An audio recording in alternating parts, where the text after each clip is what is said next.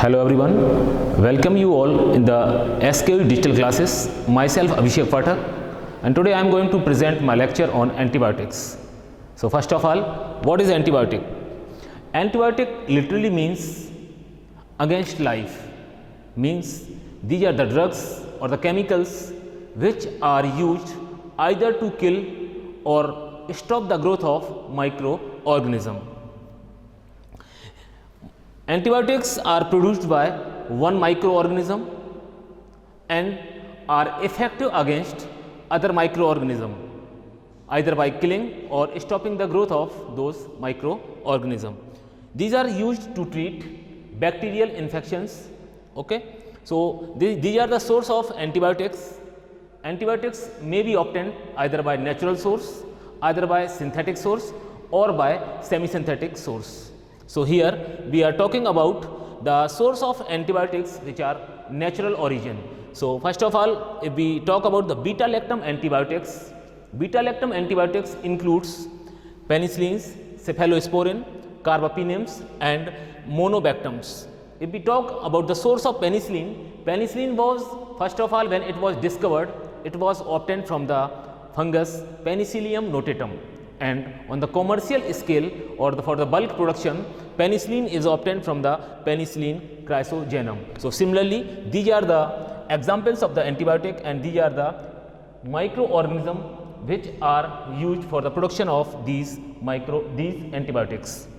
Next, as I told here, antibiotics are used as antimicrobial agents, and more precisely, antibiotics are used for bacteria. So bacteria are unicellular microorganism. These are prokaryotic in nature. So this is the cell structure of the prokaryotes, means bacteria. History of antibiotics. So the first antibiotic that was discovered, that was the penicillin, and it was discovered by the scientist Alexander Fleming. Alexander जो Fleming थे scientist, वो अपनी lab में बहुत ही खतरनाक type की कुछ bacterias थे, उनके बारे में स्टडी कर रहे थे। और जब उन्होंने देखा कि उनकी पेट्री डिश में कुछ फंगस, जिसको कि हम हिंदी में कवक बोलते हैं, कुछ फंगस उसमें ग्रो कर गए थे, और उन्होंने पाया कि उस फंगस जहाँ पर उनकी पेट्री डिश में फंगस ग्रो किया हुआ है, उसके चारों ओर की जो बैक्टीरिया है वो डिज़ोल्व हो गए थे और वो किल हो गए थे। तब जाकर के उन्हें अचानक से पता चला कि निश्चित ही इस फंगस में कुछ ऐसा कंटेंट है, कुछ ऐसा केमिकल है जिसकी वजह से जो बैक्टीरिया है वो किल हो रहे हैं और वो मर रहे हैं। तब जाकर के जब उन्होंने उसको सर्च किया, रिसर्च किया उसके बारे में, तब उन्होंने देखा कि उस फंगस का नाम था पेनिसिलियम नोटेटम, और उस फंगस में जो केमिकल सीक्रेट हो रहा था डेट वाज द पेनिसिलिन। तो इस तरीके से अचानक से अलेक्जेंडर फ्लेमिंग ने इसको एक एक्सीडेंटल डिस्कवरी माना गया, पेनिसिलिन को, by Alexander Fleming. Then I told you here that penicillium is obtained from the fungus Penicillium notatum, and on the commercial scale it is obtained from the fungus Penicillium chrysogenum. After the discovery of penicillin in 1929 or 28, the Nobel Prize of Physiology and Medicine was given to the Alexander Fleming, Sir Howard Walter Florey and Ernst Chain.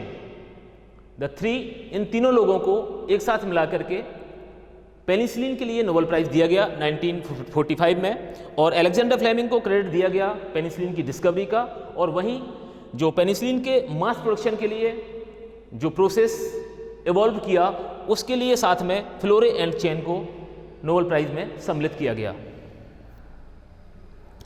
उसके बाद बात करते हैं हम Selman Waksman की। The term antibiotic was coined by the great scientist Selman Waksman. Selman Waksman एक soil microbiologist थे जो कि स्ट्रेप्टोमाइसिस कैटेगरी के जो बैक्टीरिया थे सॉइल में, उन पर अपना रिसर्च बहुत लंबे टाइम से कर रहे थे। तो उन्होंने एंटीबायोटिक टर्म को कॉइन किया और उसके बाद में उन्हें 1952 का नोबेल प्राइज़ भी दिया गया। सालमैन बॉक्समैन सर को क्रेडिट दिया जाता है स्ट्रेप्टोमाइसिन की डिस्कवरी का। Streptomycin was the first effective antibiotic that was used for the cure of tuberculosis, means TB. जैसा कि मैंने आपको बताया कि एंटीबायोटिक के जो सोर्स हैं वो नेचुरल, सिंथेटिक और सेमी सिंथेटिक हो सकते हैं. So there are right now there are so many antibiotics, they belongs to different category. So it becomes very necessary to classify antibiotics. So classification of antibiotics on the basis of various schemes. So first of all, antibiotics can be classified on the basis of spectrum of activity, or mode of action, on the basis of route of administration, mechanism of action and their chemical structure, and after that on the basis of origin they can also be classified. So first of all we will talk about classification of antibiotics based on spectrum of activity. Spectrum of activity का मतलब है कि कोई भी जो antibiotic नाम की जो ड्रग है वह कितने सारी डिजीज में काम कर रही है, कितने सारे बैक्टीरियाज को किल कर रही है या उनकी ग्रोथ को रोक रही है. अगर लिमिटेड बैक्टीरियाज पे या लिमिटेड डिसीज पे काम कर रही है तो उसको हम बोलते हैं नैरो और शॉर्ट स्पेक्ट्रम एंटीबायोटिक्स. और अगर कोई antibiotics large number of disease पर और लार्ज नंबर ऑफ बैक्टीरिया को किल करने में या उनकी ग्रोथ को रोकने में काम आ रही है तो उसको फिर हम बोलते हैं wide spectrum antibiotics. So antibiotics which target only specific bacteria, they are the narrow और शॉर्ट स्पेक्ट्रम एंटीबायोटिक्स. वहीं जो antibiotics which work on many different kinds of bacteria and acts against wide range of the disease, they are known as the wide spectrum antibiotics. So the examples for the narrow spectrum antibiotic is the penicillin, gentamicin और the erythromycin. वहीं wide spectrum जो antibiotics हैं उनके examples हैं tetracycline, chloramphenicol. Now classification of antibiotics based on mode of action. So on the basis of mode of action, antibiotics may be categorized into the two parts. One is the bacteriostatic and another one is the bactericidal. Bacteriostatic का मतलब उन antibiotics से है जो bacteria की growth को रोकने में सक्षम हैं, उनको किल नहीं कर सकते. तो ऐसे एंटीबायोटिक्स जो कि बैक्टीरिया की ग्रोथ को रोकते हैं उनको बोलते हैं बैक्टीरियोस्टेटिक. और वहीं ऐसे एंटीबायोटिक्स जो कि बैक्टीरिया को किल करने में सक्षम हैं उनको बोलते हैं हम bacteriocidal antibiotics. The example for the bacteriostatic antibiotic are tetracycline, sulfonamides, chloramphenicol and macrolides. वहीं the bactericidal जो antibiotics हैं उनके examples हैं penicillin, cephalosporin and aminoglycosides. Now classification of antibiotics on the basis of route of administration. On the basis of route of administration, antibiotics can be classified into the oral administration antibiotics and the parenteral administration antibiotics. So the example for the oral administration antibiotic is the penicillin V, and the example for the parenteral administration antibiotics are the penicillin G. यहाँ पर थोड़ी सी एक चीज़ समझने की बात है कि ऐसे एंटीबायोटिक्स जो कि ओरल लिए जा रहे हैं, they are not affected by the HCl or the acid present in our GI tract. So they can be taken orally, but antibiotics which are affected by the acids of the GI tract, they cannot be given orally. So the route of administration for such type of antibiotics should be parenteral. Next, classification of antibiotics on the basis of mechanism of action. So first of all we can see here antibiotics which inhibit the cell wall synthesis, second inhibitors of the protein synthesis, third one is the inhibitors of the nucleic acid synthesis, and the fourth one is the inhibitors of the folic acid synthesis or the folate antagonist, and the fifth one is inhibitors of the cytoplasmic membrane. So we talk about the inhibitors of the cell wall synthesis. Now through this diagram we can understand the different types of the antibiotics which are used and their mode of action is different. So for the cell wall synthesis inhibitors, ऐसे antibiotic जो कि bacteria की cell wall पर को affect करते हैं, these are the beta lactams, glycopeptides, phosphomycin, bacitracin, alafosfalin. And वहीं cell membrane को, बैक्टीरिया की सेल मेम्ब्रेन को अफेक्ट करने वाले एंटीबायोटिक्स हैं लाइपोपेप्टाइड्स। फोलेट सिंथेसिस को रोकने वाले antibiotics they are the sulfonamides. Protein synthesis को रोकने वाले, बैक्टीरियल सेल में प्रोटीन सिंथेसिस को अफेक्ट करने वाले एंटीबायोटिक्स हैं tetracycline, aminoglycosides, lincomycin, macrolides and amphenicols. वहीं आरएनए सिंथेसिस को अफेक्ट करने वाले antibiotics are ansamycin. And the DNA means nucleic acid को अफेक्ट करने वाले जो एंटीबायोटिक्स हैं they are the quinolones and the coumermycin antibiotics. Again inhibition of the DNA dependent RNA polymerase को अफेक्ट करने वाले जो एंटीबायोटिक्स हैं they are the rifamycin. Now we talk about the inhibitors of the cell wall synthesis. ऐसे antibiotics जो कि bacteria की cell wall को अफेक्ट करते हैं उनको हमने इस कैटेगरी में रखा है inhibitors of the cell wall synthesis, और उनको ही पेप्टाइडोग्लाइकन इनहिबिटर्स बोलते हैं।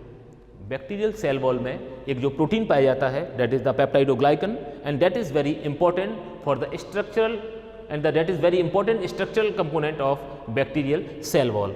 सो inhibit certain stage in the bacterial cell wall synthesis. These antibiotics inhibit the certain stage in the cell wall synthesis. वहीं this results in the construction of, अब क्या होता है, ऐसे एंटीबायोटिक्स जो सेल वॉल की सिंथेसिस को अफेक्ट करते हैं उससे जो सेल वॉल है उसका प्रॉपर सिंथेसिस नहीं हो पाता है और वो फॉल्टी सिंथेसिस हो जाता है, जिसकी वजह से cell wall is the outer structure of the bacterial cell and it regulate the in और out flow of water and nutrients. तो फॉल्टी सेल वॉल बनने की वजह से ये जो रेगुलेशन है वाटर और न्यूट्रिएंट्स का वो नहीं हो पाता है, जिसकी वजह से बैक्टीरियल सेल की लाइसिस हो जाता है और वो डेथ हो जाती है उसकी।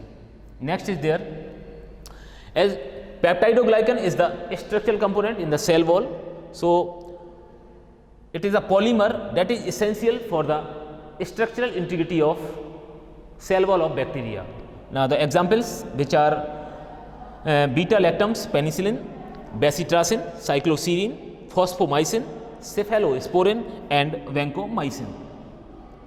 बीटा लैक्टम एंटीबायोटिक्स जो रहते हैं वो PBP पेनिसिलिन बाइंडिंग प्रोटीन जो सेल वॉल में प्रेजेंट रहता है उसमें पेप्टाइडोग्लाइकन की सिंथेसिस को रोक देते हैं, जिसकी वजह से क्या होता है कि पेप्टाइडोग्लाइकन का प्रॉपर सिंथेसिस नहीं हो पाता है और बैक्टीरियल सेल का लाइसिस हो जाता है, मतलब उसका डेथ हो जाता है। इफेक्ट्स ऑन ह्यूमन, ऐसे एंटीबायोटिक जो कि बैक्टीरिया की सेल वॉल सिंथेसिस को अफेक्ट कर रहे हैं उनका जब हम उस ह्यूमन उस एंटीबायोटिक को लेंगे तो हमारी सेल पर उसका क्या इफेक्ट होगा। तो आपको जैसा कि आपको पता है कि बैक्टीरिया की जो सेल होती है वो प्रोकार्योटिक सेल होती है, उसमें सेल वॉल पाई जाती है, लेकिन जो ह्यूमन सेल होती है that is the eukaryotic cell और उसमें सेल वॉल नाम का कोई स्ट्रक्चर नहीं होता है, इसीलिए ये एंटीबायोटिक ह्यूमन सेल को कुछ भी अफेक्ट नहीं करते और कुछ भी डिस्टर्ब नहीं करते। Next is there second category of antibiotics that is the inhibitors of the protein synthesis. Bacterial cell में या फिर ह्यूमन सेल में जो प्रोटीन की सिंथेसिस है वो राइबोसोम में होती है and ribosome is known as the protein factory of the cell. So if we talk about the bacterial cell में जो सिंथेसिस होती है प्रोटीन की वो होती है 30S and 50S ribosomal units के थ्रू, और जो एंटीबायोटिक्स हैं जो इसको अफेक्ट करते हैं प्रोटीन सिंथेसिस को वो हैं streptomycin, aminoglycosides, fusidic acid, tetracycline, mupirocin, chloramphenicol and macrolides antibiotics. Again what is the effect of these antibiotics? ऐसे एंटीबायोटिक्स जो कि बैक्टीरिया की सेल में प्रोटीन सिंथेसिस को अफेक्ट कर रहे हैं वो हमारी सेल में कुछ डिस्टर्बेंस करेंगे या नहीं करेंगे। तो हम यहाँ देखें, यहाँ पर bacteria human and other eukaryotic cells synthesize protein using 80S ribosome. वहीं बैक्टीरियल जो सेल है उसमें 70S राइबोसोम होता है और ये एंटीबायोटिक 70S राइबोसोम की 50 और 30S यूनिट पर काम करते हैं और ह्यूमन की 80S राइबोसोम पर कुछ भी इनका इफेक्ट नहीं पड़ता। तो यूकैरियोटिक सेल की प्रोटीन सिंथेसिस पर इन एंटीबायोटिक्स का कोई असर नहीं पड़ता। Next is there inhibitors of nucleic acid synthesis. ऐसे एंटीबायोटिक जो कि बैक्टीरिया की सेल में जो न्यूक्लिक एसिड डीएनए और आरएनए प्रेजेंट होता है उसकी सिंथेसिस को अफेक्ट करते हैं, वो हैं, देखें आप, these antibiotic targets the different stages and pathway of nucleic acid, बोले तो DNA and RNA. Quinolones interfere with the DNA synthesis by inhibiting topoisomerase.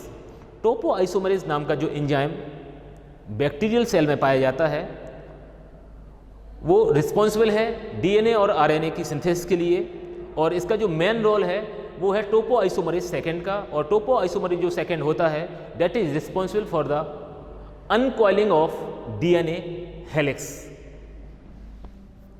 Here fluoroquinolones, these are the second generation quinolines. These includes the levofloxacin, norfloxacin and ciprofloxacin, active against both gram negative and gram positive bacteria. These fluoroquinolones जो है वो gram positive and gram negative दोनों bacteria पर असर करते हैं। Next is there topoisomerase are present in both prokaryotic and eukaryotic cell, but topoisomerase नाम का जो एंजाइम है वह यूकैरियोटिक एंड प्रोकैरियोटिक दोनों सेल में प्रेजेंट रहता है, लेकिन जो क्यूनोलोन्स कैटेगरी है एंटीबायोटिक्स की उसके द्वारा ह्यूमन के टोपोआइसोमरेज पर, ह्यूमन सेल में प्रेजेंट होने वाले टोपोआइसोमरेज पर कोई असर नहीं पड़ता। वहीं कुछ ऐसे एग्जाम्पल्स हैं एंटीबायोटिक्स के जो कि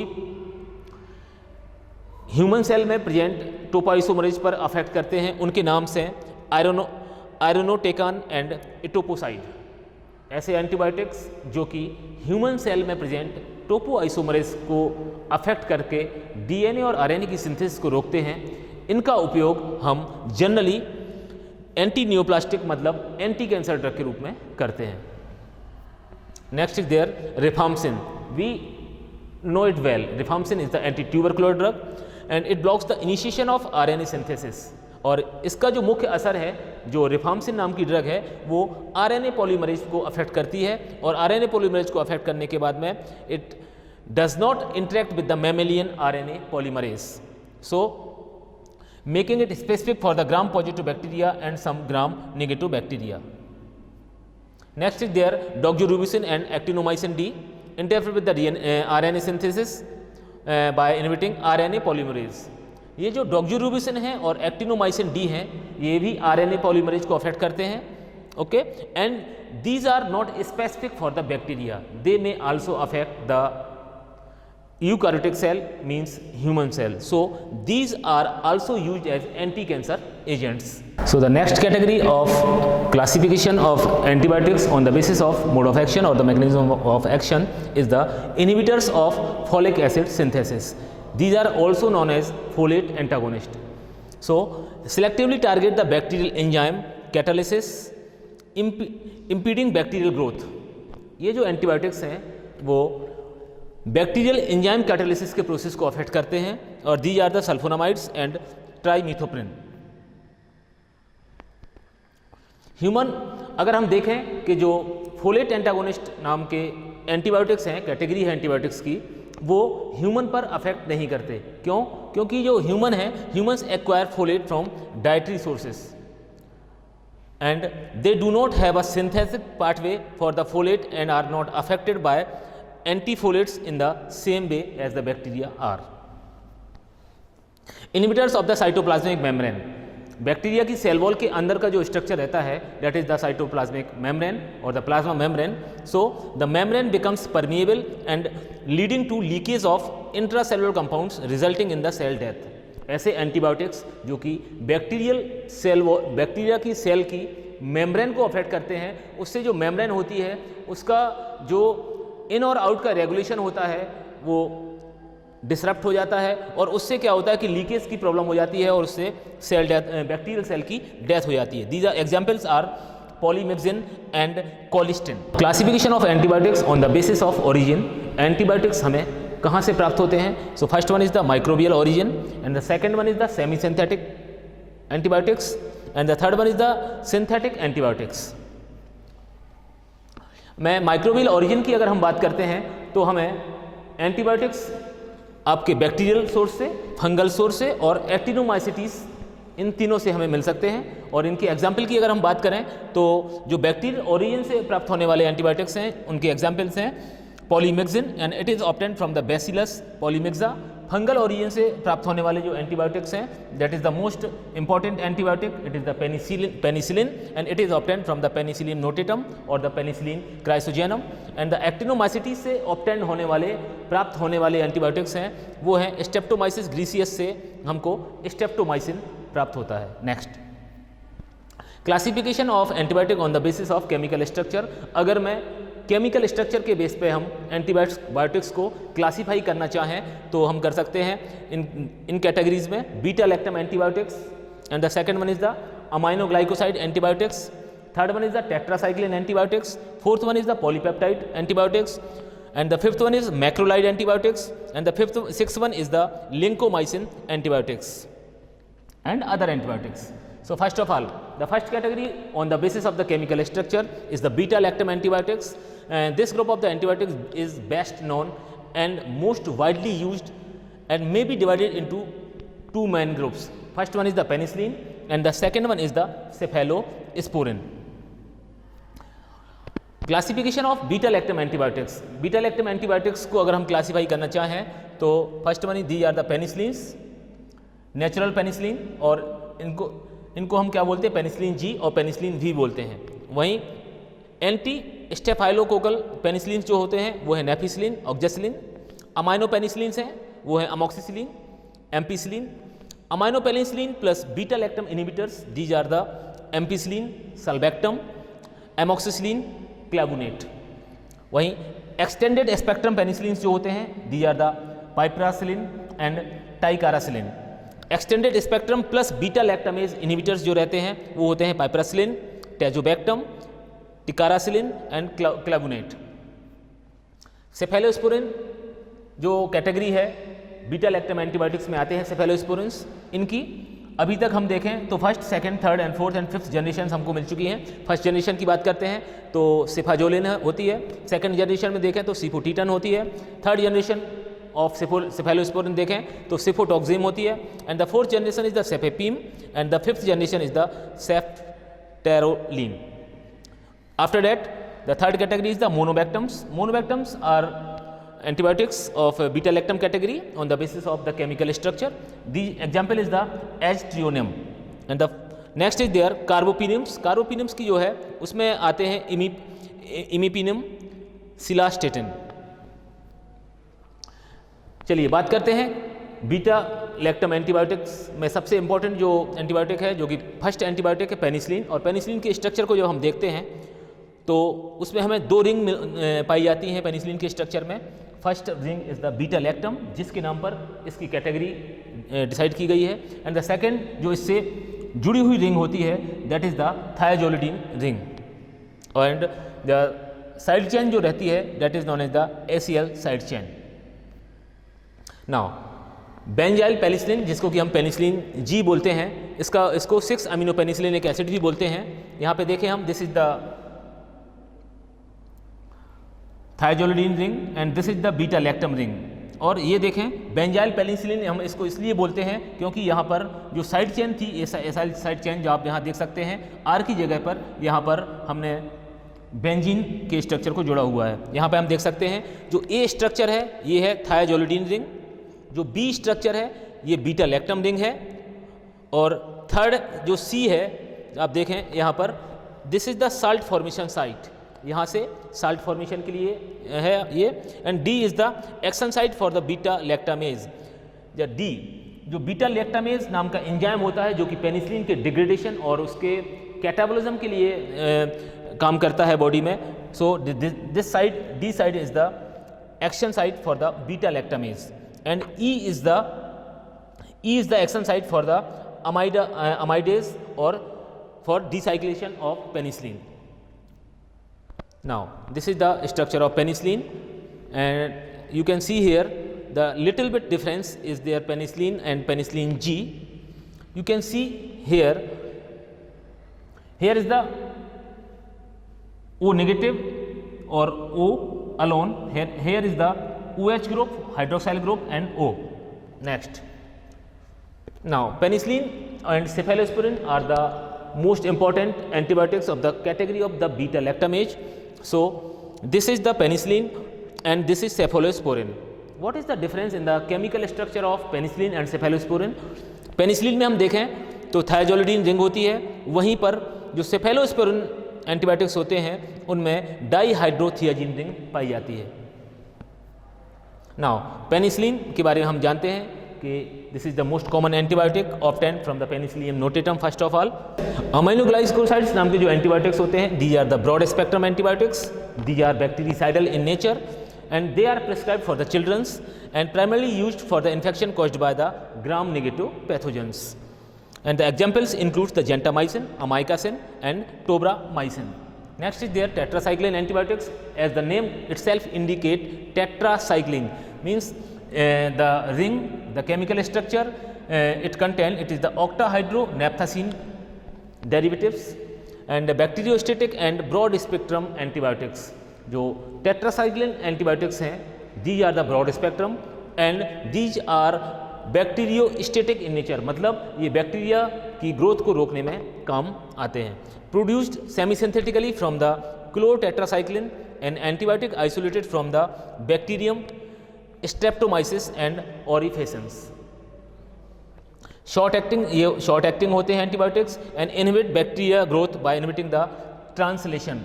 ट्रांसलेशन मतलब बैक्टीरिया की सेल में प्रोटीन सिंथेसिस की प्रोसेस को ये अफेक्ट करते हैं, रोकते हैं। टेट्रासाइक्लिन का ये स्ट्रक्चर हम देख सकते हैं, इसमें 4 रिंग्स होती हैं। Tetra means 4, A B C D। Now polypeptide antibiotics. Polypeptide, peptide means protein, protein chains होती हैं ये, और chemically diverse class of the anti infective and anti-tumor antibiotics containing non-protein polypeptide chains। इनमें जो पेप्टाइड चेन्स होती हैं, इनका जो they are peptide chains but they are non proteins. Okay, and example includes actinomycin, bacitracin, colistin and polymyxin B। These are the examples and their structures of polypeptide antibiotics: bezitracin A, colistin B, and here is the polymyxin B1 and the polymyxin B2.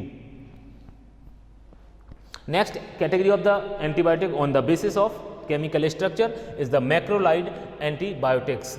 Macrolide जो antibiotics होते हैं उनमें macrocyclic lactone rings पाई जाती है, जिनमें कि 12 और more atoms उसमें अटैच होते हैं। These antibiotics inhibit bacteria protein synthesis। जैसा कि आपने देखा कि बैक्टीरिया में जो राइबोसोम्स होते हैं उसमें 50S और 30S सब यूनिट्स होती हैं उसके राइबोसोम में, तो मैक्रोलाइड एंटीबायोटिक्स जो रहते हैं वो बैक्टीरियल सेल में पाए जाने वाले 50S राइबोसोम सब यूनिट को अफेक्ट करते हैं और प्रोटीन सिंथेसिस को रोकते हैं। और एग्जाम्पल्स इंक्लूड जो हैं मैक्रोलाइड एंटीबायोटिक्स के वो हैं erythromycin, clarithromycin and azithromycin.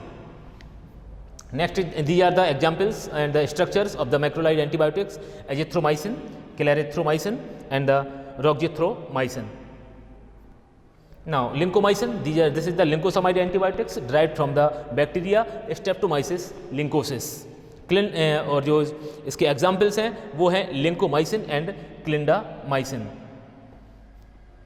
Lincomycin, they may even be bactericidal at the higher concentration that can be reach in vivo. जो लिंकोमाइसिन एंटीबायोटिक्स हैं, अगर हम इनके डोज में बढ़ोतरी करते हैं, डोज ज़्यादा लेते हैं, तो वो बैक्टीरियोस्टेटिक की जगह पर बैक्टीरियोसाइडल नेचर शो करने लगते हैं। And lincomycin is a reserve drug for the infections caused by strains of staphylococcus and other gram positive microorganisms that are resistant to penicillin and other antibiotics। Antibiotics के साथ में ये बहुत बड़ी समस्या है कि उनका अगर उपयोग हम ज़्यादा करने लगते हैं तो वो जो बैक्टीरिया हैं कुछ लिमिटेड एंटीबायोटिक्स को फिर से अफेक्ट नहीं होते और उस एंटीबायोटिक को वो रेजिस्टेंस शो करने लगते हैं। तो ऐसी डिजीज़ में जहाँ पर पेनिसिलिन और अदर एंटीबायोटिक्स जो कि ग्राम पॉजिटिव बैक्टीरिया को किल करने के लिए, उसको अफेक्ट करने के लिए काम में आते हैं, उसको रोकने के लिए काम में आते हैं, वहाँ पर फिर हमें लिंकोमाइसिन का उपयोग करना पड़ता है। So it is known as a reserve drug. This is the structure of the lincomycin and clindamycin. Thank you very much.